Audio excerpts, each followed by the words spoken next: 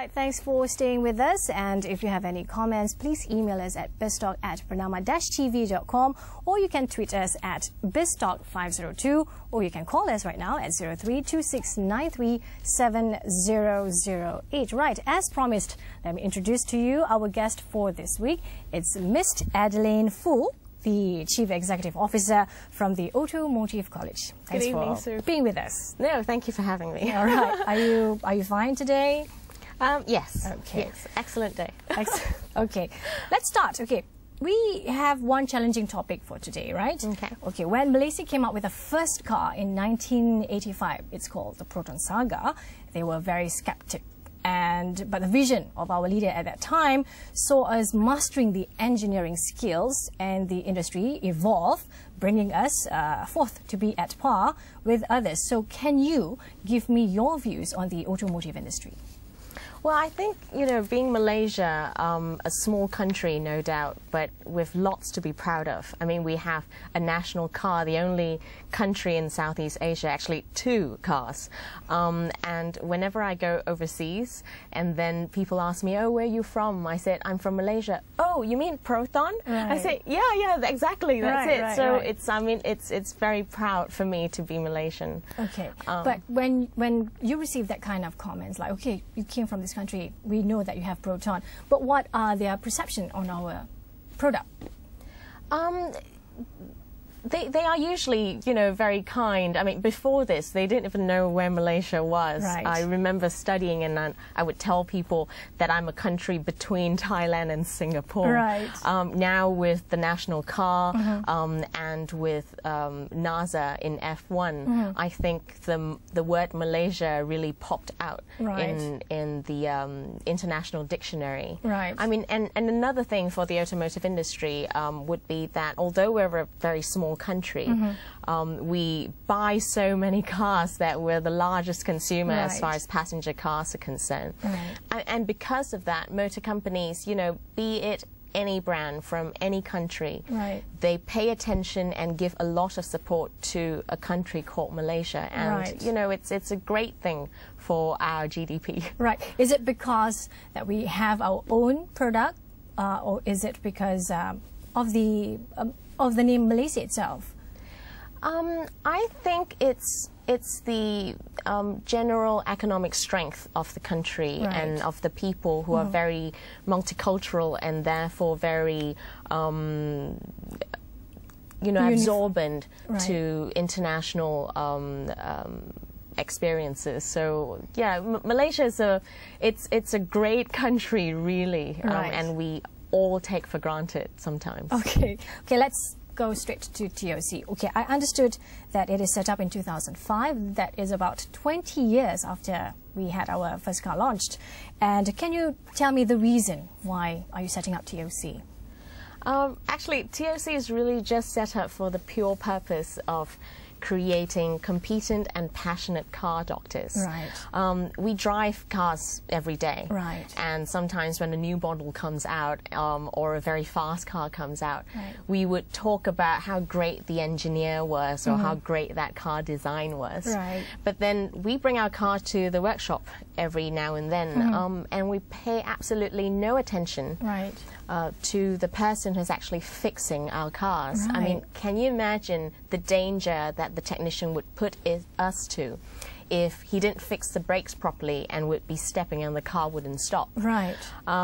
This is the guy who is saving our lives every day, and why are we not paying attention to him and not giving him the same awe and respect that we give to engineers? I mean, he is a car doctor, and so I think TOC is really set up for that passion, that purpose to give pride and dignity to people who want to become car doctors. Right. Okay. And I've read some of your background, how you started. You are also one of the founder of TOC. Could you tell me a little bit about your experience? I know that you do not have any backgrounds on automotive industry, so could you tell us a little bit about that? Yes, I have very little background in automotive industry. Right. My degree was not in engineering. Right. I did not know anything about setting up a school. Right. Nor did I study management. Right. So I think it's 3 negatives when I started the school. Right.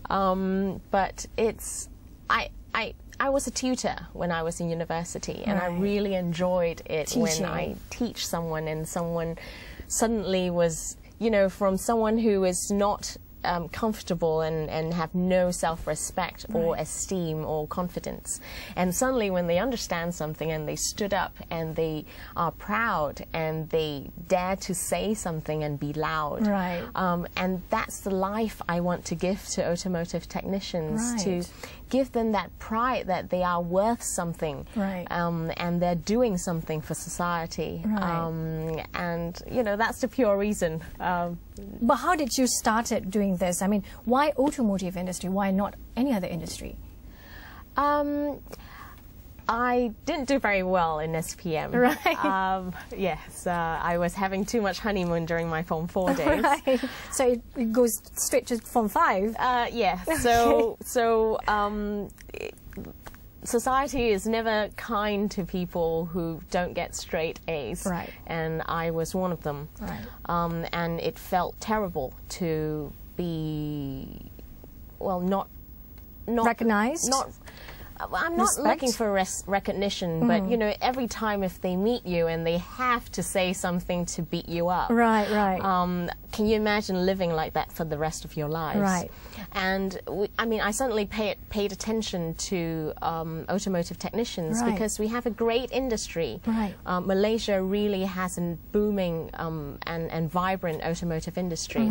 And there's so many people. There are 5 million cars, 7 million cars on the road.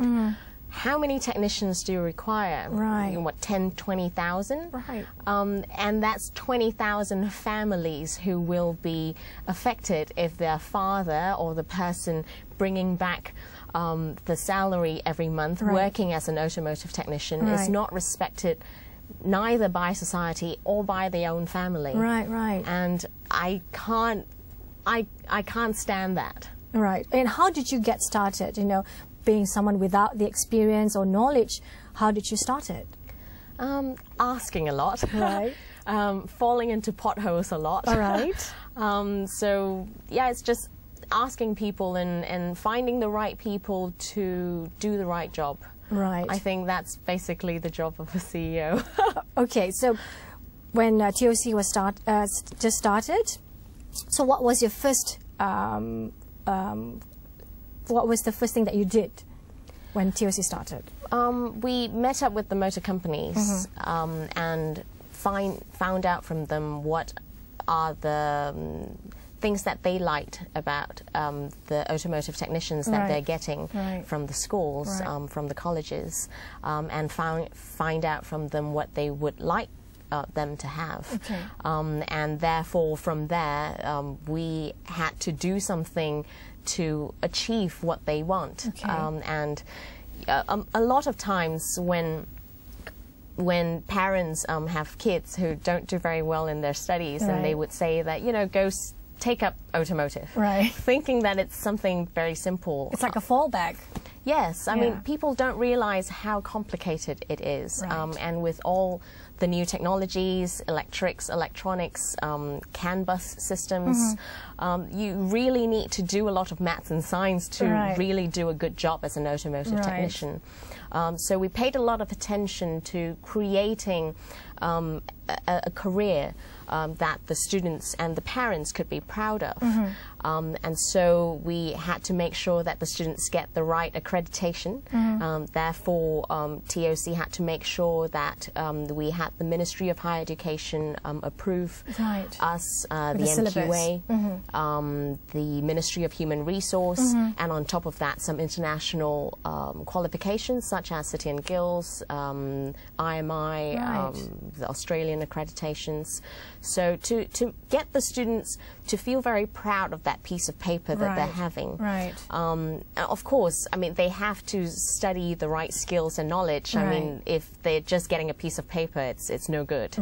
And the third thing really is to give them an opportunity to move up the ladder, whether it's in the career or in the qualifications. So we have pretty good arrangements with the universities, and not just locally but internationally as well, so that they actually can get a degree and a master's. I mean, who knew that an automotive technician should get a degree, but they can.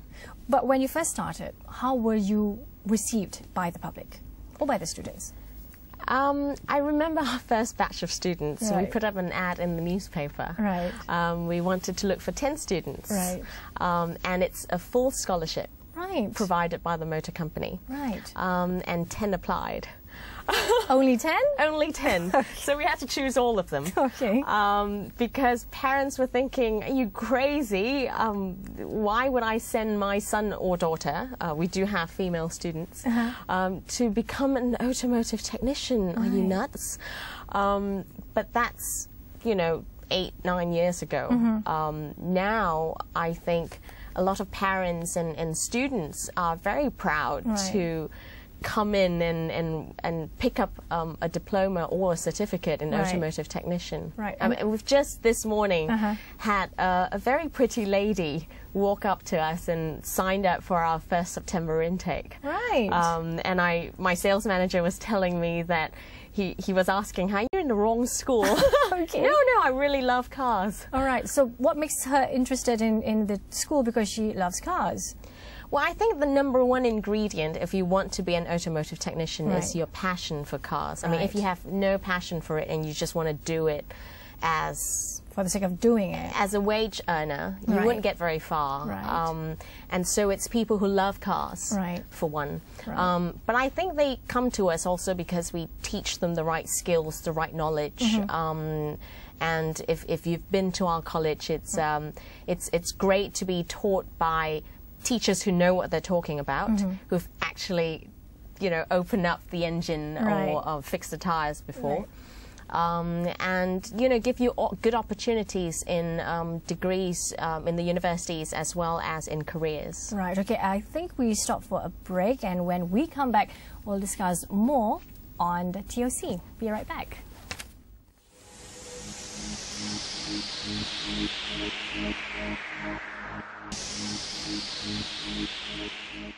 Thanks for staying with us on Biz Talk, and if you have any comments, please email us at biztalk@bernama-tv.com or tweet us at biztalk502, or you can call us at 0326937008. We have a package done by our journalist Putri Mahira, who went to TOC recently, and let's see the package. The Malaysian automotive industry is very dynamic and challenging. To support the industry's ever-growing need, the Automotive College, TOC, pledges to pave the way for an excellent career in the field. I was very fortunate to be given the opportunity to visit TOC's main campus in Petaling Jaya to take a closer look at the institution's daily operation. Established in 2005, the Automotive College is a specialist provider of technical and management courses for individuals seeking careers in the exciting and rewarding automotive industry. It provides industry-relevant curriculum based on experiential learning to produce the highly competent and qualified graduates who would meet the needs of the industry.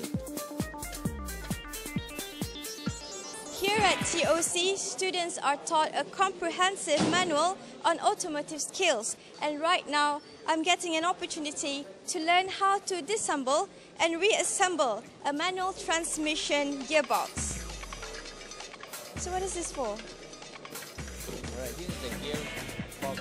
This interface with this TOC's classrooms are fully equipped and located next to 2 air-conditioned specialist workshops with a total of 18 bays for practical training.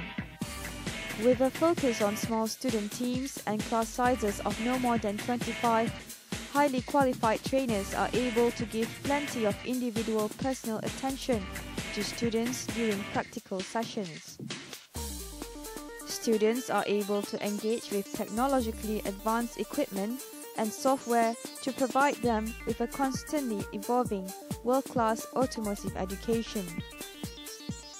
It is a unique, innovative learning tool which operates much like a realistic console game and allows students to learn in a dynamic and experiential format. Students are also nurtured with soft skills. So far it's very good. They are teaching learning skills, more to technical stuffs and everything.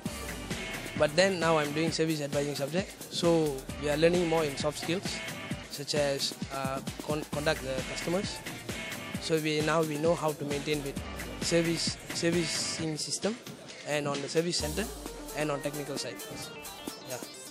TOC's commendable reputation has also attracted international students from across Europe, Asia Pacific, the Middle East, Africa, and North America. Sami, a 19-year-old Iranian student, shares why he chose TOC. The lecturers are very good, they have experience, they can explain the things to you, and also all the equipment, all the parts of the car are complete. You can see, you can feel, and you can fix it. You can disassemble and assemble. This is the main point you can understand the automotive. Other than a staff of top-grade experienced trainers and high-tech learning tools, TOC also provides college-managed accommodations, resource center, and a cafeteria where students can take a break and mingle with friends. In TOC, we have 2 sessions for the students. The first one in the morning is from 8 until 12:30, and in the afternoon is from 1:30 until 6 o'clock. And that's for Monday to Thursday. As for Friday, in the afternoon we start from 2:30 until 6 o'clock in the afternoon. We have 1,500 students currently. We have 15% of our students actually is international students. Our strength of module in TOC basically is we have 70% actually is on practical, and the rest of 30% actually is on theory. For us, basically we upgrade our facility in every 3 years, as well as we also will bring the technology from all over the world to meet the minimum requirement of the industry. After my visit here, my antiquated image of an auto mechanic in a greasy apron, armed with a spanner, has been replaced with a new generation of high-tech automotive technicians armed with computerized diagnostic tools and engine analyzers. There is no doubt that TOC is constantly pushing boundaries to remain at the forefront of automotive and motorsport education and to provide the best possible training, facilities and opportunities for its students and graduates. That was a package done by Putri Mahira, our broadcast journalist. Right, Adelaine, you saw the package that we did. Could you tell me a little bit more on your programs being offered there? We have certificate programs that are sanctioned by the Ministry of Human Resource, as well as diploma programs by the Ministry of Higher Education in automotive as well as in motorsports. Right. How long does it take for you to get the certificate and diploma? Certificate, you could do the level 1 and 2 in 1 year, and the level 3 in 2 years. Right. The diplomas are 2.5-year programs. Right. And I heard that you have master's degree as well? Well, we don't, but the universities that we articulate with do, and really it's quite a good articulation, because after TOC, the shortest time you need to spend in the university to get a bachelor's degree is only 1 year. Right. Yes. Okay. Like I saw in the clip, you have different cars. Is that part of your subject? Different cars?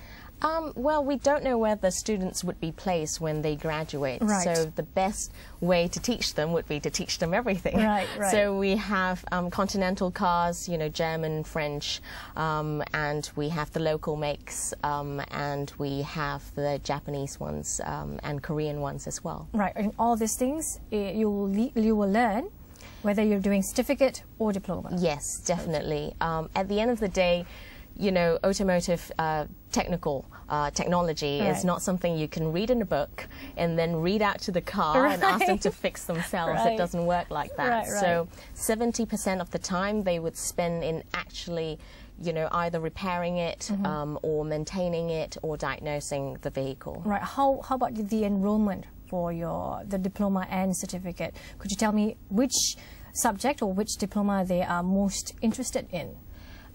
Well, the diploma in automotive technology was launched, you know, first. Okay. So about 50% of our students are in diploma in automotive technology. The certificate level courses are about 30% of our students. Right. And motorsports is about 15. You know, although it's just launched, you know, 4 years ago. Yeah. But, you know, it's really picked up very quickly. I think as far as growth is concerned, motorsports diploma is growing at about 7% each year. Right. Could you tell me more about the motorsports diploma? Because I myself is interested in that diploma as well. So could you elaborate on that a little bit? I think people sometimes have this misconception that if you want to modify cars, you just do anything you want with it. Right. I've just actually found out that not all cars can be fixed with a turbocharger. Right. People think that, oh, I want a fast car, just fix a turbo on it. Right. Some cars can't be fixed a turbo, and if you do fix it, the car would blow up. Okay. So, yes, there are things that you should calculate and to learn and to do things properly. And it's a sexy industry that people would pay a lot of money to have a competent technician to do it. Right. And you don't want someone, you know, holding something that looks like a machine and tinkling with your car until it messes it up. True. Okay, I saw a little bit about your facilities. Yeah, do you like it? Yeah, it looks very clean. I like clean places. So could you tell me a little bit more about the sophisticated equipment that you have? I think a lot of people also think that studying automotive is just having a beat-up car and one spanner, and that's it. That's all you need. Okay. Actually, TOC spends about 40% of our revenue onto the facilities in maintaining it and upgrading it. Every year I would go overseas to look for new things, be it technology of the cars or technology of training, because it's very sophisticated once you know about it. I mean, you have so many different brands, and then the brands, you know, upgrade their technologies in the different models every year. Right. So you have to keep track of it. And if you think cars are expensive, then you have to buy the tools for it, the special tools for that particular Specific car. tools? Yes, and diagnostic equipment for that car. Right. Mercedes would have a different diagnostic equipment from Honda, from BMW. So it's 3 cars and therefore 3 equipment. Right. And then there is the technology in training. We need to have simulators. You don't want to have the student to jump into the car straight away. Right. You want them to learn from, you know, small components up, like Lego. Right. Small bits until the big pieces. So they have the small ones and then go into simulators. The simulators actually could cost as much as it would cost to buy a car. Right. So you would have different simulators for different systems of the car. Simulation on fixing a car? No, like a canvas system, for example, in a car. Which is lights that are connected all over. And then you would break up the entire car and, you know, have parts on the table. So it's like a disassembled car, but connected somehow with the fiber optics. Right. So, you know, that piece of something actually costs quite a bit. Right. Okay. We have a caller right now, and I think she's from Penang. Hello. Hello. Hello. Hi. Who's speaking, please? Aisha from Penang. Hi, Aisha. I'd like to know what's the prospect are the future possibilities for women to join the automotive industry? Right. Thank you. All right, thank you, Aisha. So, prospects for women in the automotive industry. Actually, very good. Okay. We have, like Mr. Thin said, 1,500 students. Right. 1% of our students are female. Right. And they're pretty ladies. They're not the butch type that you would Right. imagine them to be. Okay. And motor companies actually snap them up very quickly because they're perfect to be nice looking on the outside. Right. But they actually, you know, not dumb blondes. They actually Handy. know what they're talking about. Right. Actually, they don't get any slack studying in Right. school. They Right. would be do the exact same things that The boys. the boys does. Right. So they know the technical bits and they can face the customers when they go out Right. and work.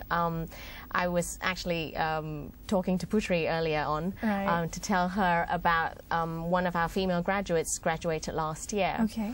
She works in Singapore Ferrari right now. Right. Her first paycheck is more than I got. Okay. Yes, I should have joined this automotive industry as a Right. technician myself. In your opinion, why did she employed by Ferrari? What kind of criteria or what experience that she had in TOC that makes her very valuable to Ferrari? Not just for her, I think, but for a lot of our students. I mean, the reason they come to TOC is because they love cars. Right. And therefore, they're on cloud nine when they get to work for not only Ferrari, but Lamborghini, Porsche, Right. BMW, Mercedes, and they are...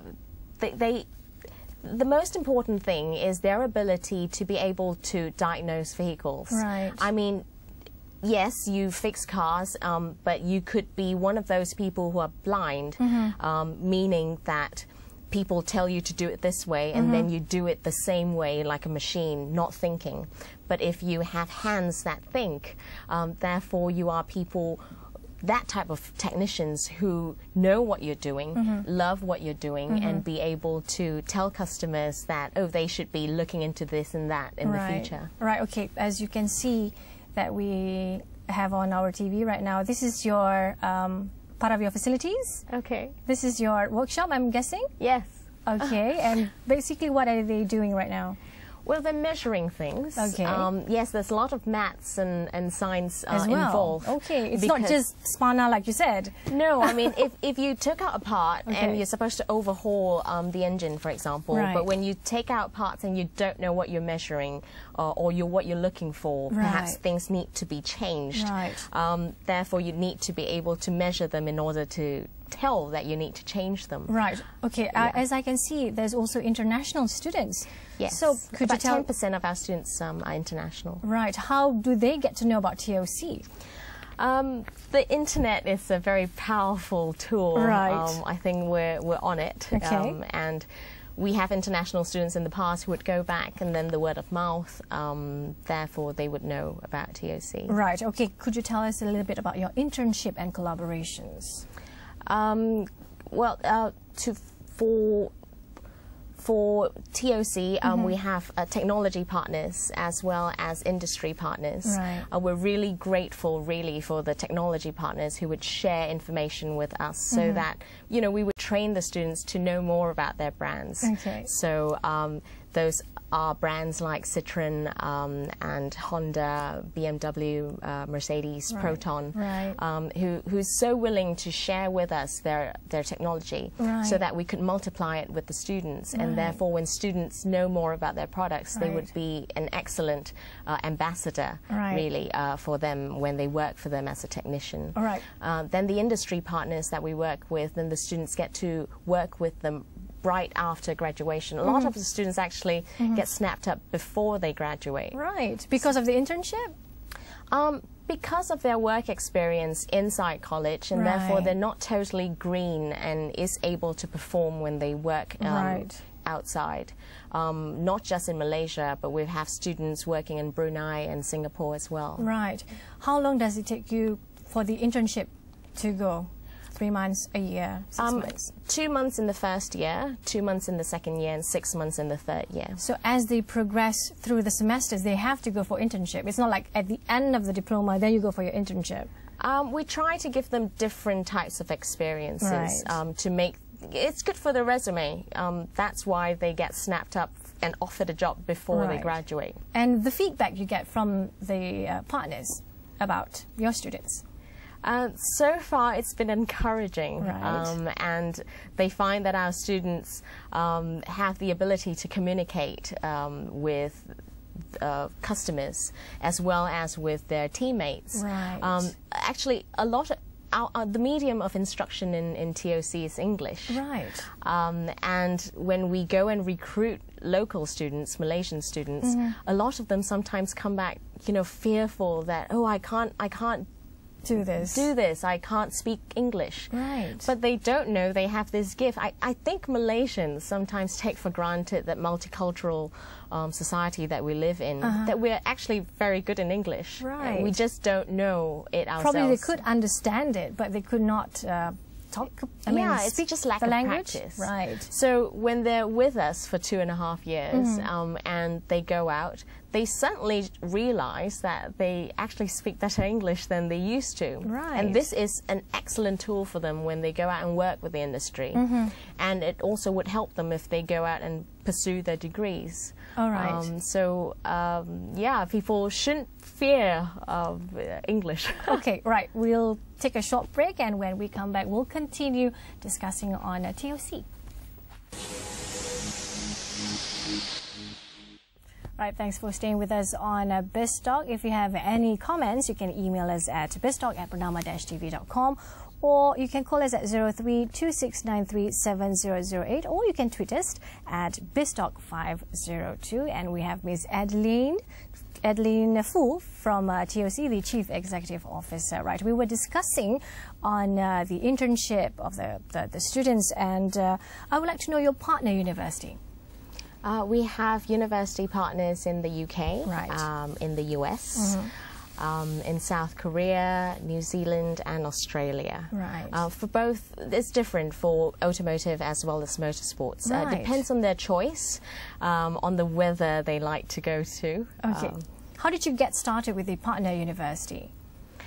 It's really at first through students who want to have that interest and say that they want to go and pursue their degrees, and so we were looking for universities who have a good program as far as automotive and motorsports is concerned. I mean, we don't want to just go to a law university and ask them to, you know, articulate with.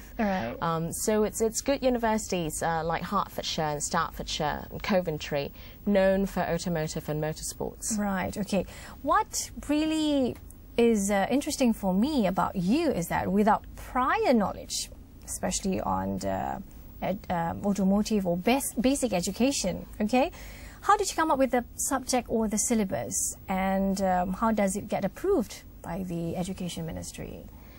When we first started, it's really getting a standard package from the government. The Ministry of Human Resource, City and Guilds and the IMI have a standard package that is really usable around the world. I mean, all cars around the world have 4 wheels. They all are the same. So they would study the same things that everyone would. Sometimes it's not just the syllabus, it's the way you deliver it, and whether, you know, when they tell you that you're supposed to deliver this, on whether you're trying to stinge on things and not buy enough things for the students to work on, and want to quickly just get them out of the college so that you can print them their graduation certificates. But over the years, we would then have students work outside and then work with the industry partners and get feedback from them. Your students are not good enough in this, your students don't know that, and therefore we would tweak our syllabus all the time. We tweak our syllabus 4 times a year, actually.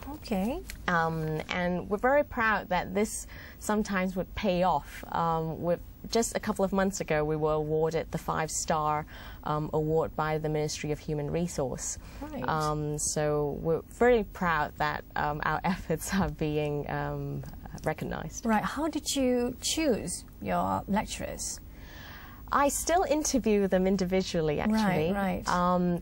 Because we're governed by the Ministry of Higher Education, our lecturers, our trainers, we call them, need to have at least a bachelor's degree in automotive. Right. So, are they most local? We have a mix of expatriates and local. Right. Locally, it's been challenging to find a technician with a good workshop background. Right. And have a degree. It's Right. usually either one or the other. It's very difficult to find the both. combination. Right.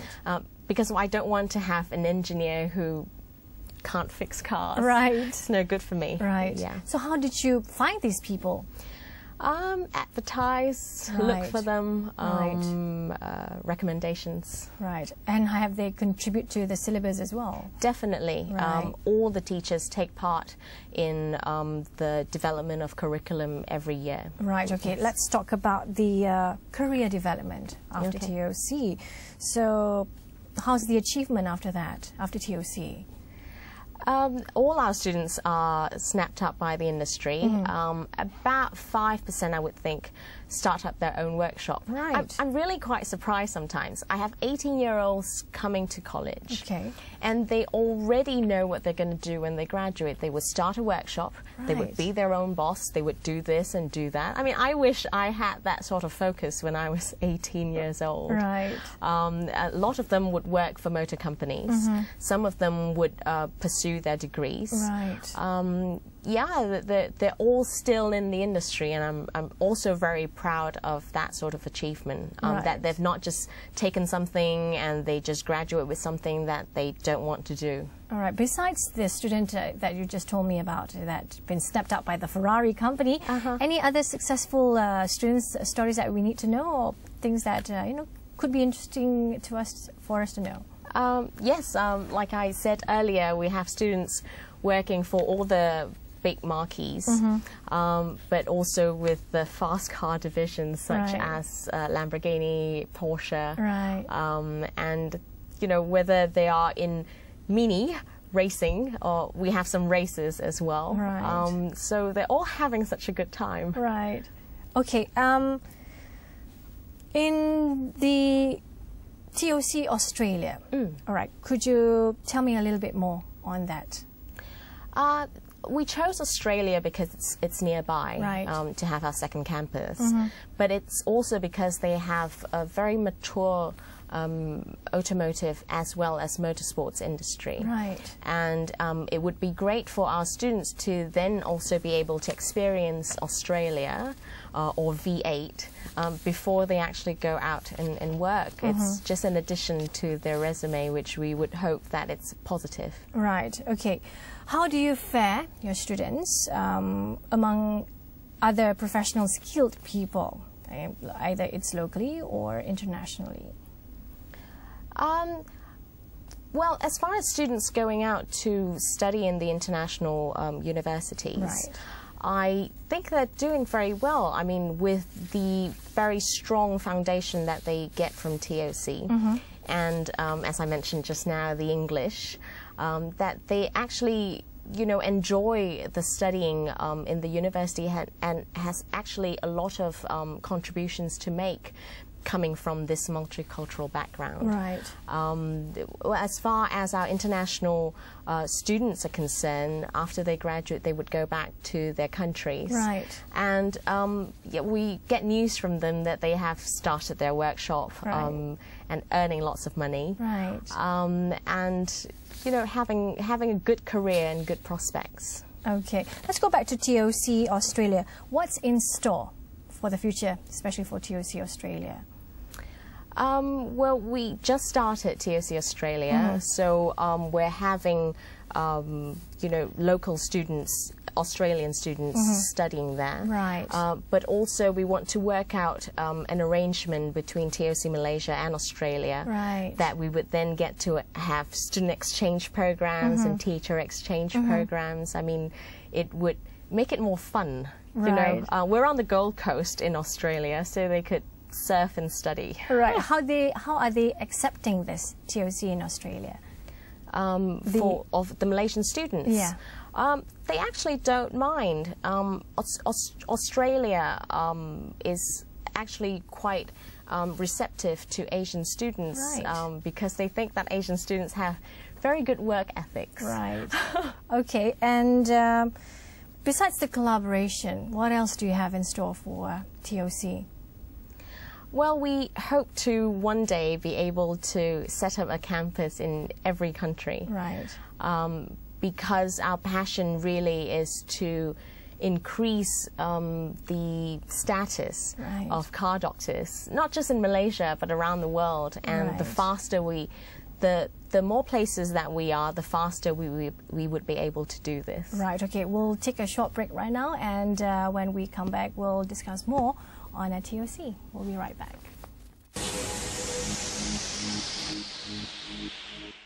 Right, thanks for staying with us on Biz Talk, and if you have any comments, please email us at biztalk@bernama-tv.com, or you can tweet us at biztalk502, or you can call us at 0326937008. And we have Ms. Adelaine Foo, the Chief Executive Officer and founder of the Automotive College. Right, we were discussing on TOC and the future of TOC.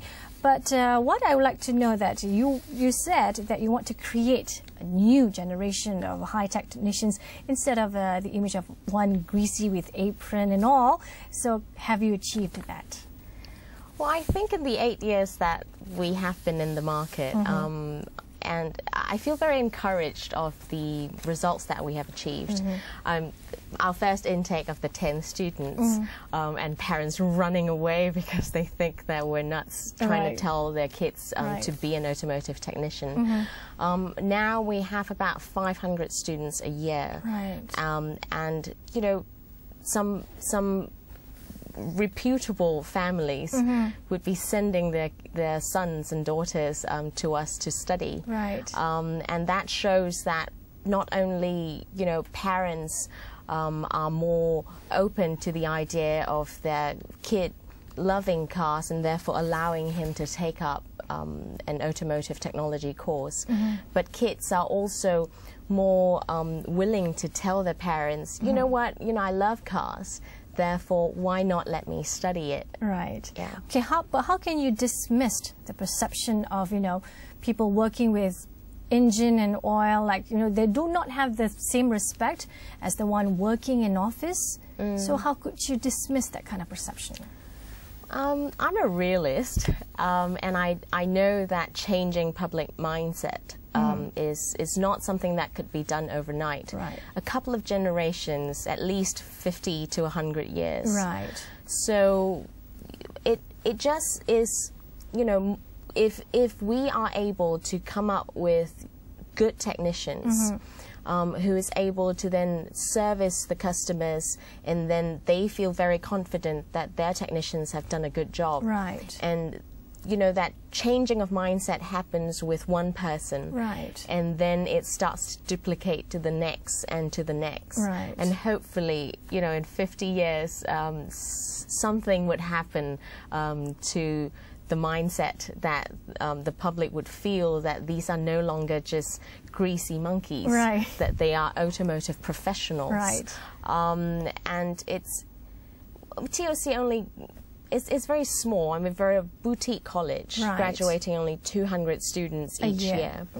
With the 10-20,000 of technicians that we have only in Malaysia, right. and the millions that we have around the world, right. it would take quite a while to fill up that gap. And right.